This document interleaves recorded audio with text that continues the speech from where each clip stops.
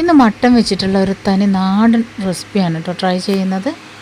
ഒരു പിടി ചെറിയുള്ളി നീളത്തിൽ അരിഞ്ഞെടുത്തിട്ടുണ്ട്. ഒരു വലിയ സവാള അത് നീളത്തിൽ അരിഞ്ഞെടുക്കുന്നുണ്ട്. ഇനി നമുക്ക് കുക്കർ ചൂടാവാനായിട്ട് വെച്ച് അതിലേക്ക് വെളിച്ചെണ്ണ ഒഴിച്ചു കൊടുക്കാം.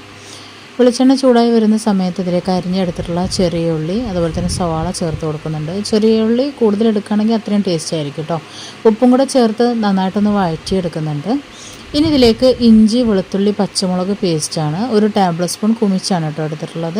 ഇനി ഇതിലേക്ക് മല്ലിയില അരിഞ്ഞത് ചേർത്ത് കൊടുക്കുക. ഇതിങ്ങനെ വഴറ്റണ സമയത്ത് തന്നെ ചേർത്ത് കൊടുക്കണം കേട്ടോ, ലാസ്റ്റ് ചേർത്ത് കൊടുക്കാൻ നിൽക്കരുത്. 1 ടീസ്പൂൺ വലിയ ജീരകം പൊടിച്ചത്, 1 ടീസ്പൂൺ കുരുമുളക് പൊടിച്ചത്, 1 ടീസ്പൂൺ ഗരം മസാല, 1/2 ടീസ്പൂൺ മഞ്ഞൾപ്പൊടി, 1 ടേബിൾ സ്പൂൺ മുളക് പൊടി, 1 ടേബിൾ സ്പൂൺ മല്ലിപ്പൊടി, ഇത്രയും കാര്യങ്ങൾ ചേർത്ത് നന്നായിട്ടൊന്ന് വഴറ്റി ഒരു മസാലയുടെ റോ ടേസ്റ്റ് മാറുന്ന സമയത്ത് നല്ല പഴുത്ത ഒരു ടൊമാറ്റോ നല്ല കുഞ്ഞായിട്ട് അരിഞ്ഞതാണ്, പൊടിയായിട്ട് അരിഞ്ഞിട്ട് അതും കൂടെ ചേർത്ത് നന്നായിട്ടൊന്ന് വഴറ്റി ഒന്ന് മൂടി വെച്ച് ആ ഒരു ടൊമാറ്റോ ഒക്കെ ഒന്ന് സോഫ്റ്റായി വരുന്ന സമയത്ത് ഇതിലേക്ക് നമുക്ക് മട്ടൻ ചേർത്ത് കൊടുക്കാം.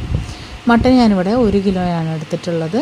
അപ്പോൾ ഇതിൽ നെയ്യും ബോണും ഉണ്ട് കേട്ടോ. അങ്ങനെ നെയ്യും ബോണും ചേർത്തിട്ട് തന്നെ വേവിച്ചെടുക്കുക. അപ്പോഴാണ് ഈ ഒരു കറിക്ക് കൂടുതൽ ടേസ്റ്റ് കിട്ടുക. മട്ടനിലേക്ക് ആവശ്യമായിട്ടുള്ള ഉപ്പും കൂടെ ചേർത്ത് കൊടുത്ത് നന്നായിട്ടൊന്ന് മിക്സ് ചെയ്ത് കൊടുക്കുക. ഇനി നമ്മൾ വിസിലിടാനുള്ള സമയമായിട്ടില്ല, ജസ്റ്റ് ഒന്ന് മൂടി വെച്ച് ഈ മട്ടനിൽ നിന്നുള്ള വെള്ളം മുഴുവനായിട്ട് ഇറങ്ങി വരുന്നത് വരെ വെയിറ്റ് ചെയ്യാം.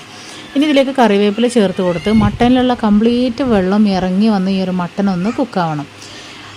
എന്നിട്ട് ആ വെള്ളം നന്നായിട്ട് വറ്റി കഴിയുമ്പോഴാണ് നമ്മളിതിലേക്ക് എക്സ്ട്രാ വെള്ളം ആഡ് ചെയ്യുന്നത്. ഇതിലേക്ക് 1 കപ്പ്, അതായത് 250 ml മെഷർമെൻറ്റ് കപ്പിന് 1.5 കപ്പ് അങ്ങനെ വെള്ളം തിളച്ചതാണ് ഒഴിച്ചു കൊടുത്തിട്ടുണ്ടായിരുന്നത്. എന്നിട്ട് ഇതൊന്ന് മൂടി വെച്ച് വിസിലിട്ട് കുക്ക് ചെയ്തെടുക്കാം.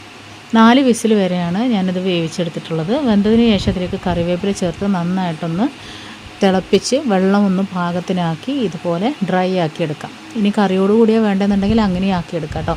ഇങ്ങനെ ചെയ്യുമ്പോഴാണ് കൂടുതൽ ടേസ്റ്റ്. ഒന്ന് വറ്റിച്ചെടുത്ത് ഇതുപോലെ തിക്ക് പരുവത്തിലാക്കുമ്പോഴാണ് നല്ല അടിപൊളി ടേസ്റ്റാണ് കേട്ടോ. ട്രൈ ചെയ്ത് നോക്കാൻ മറക്കണ്ട.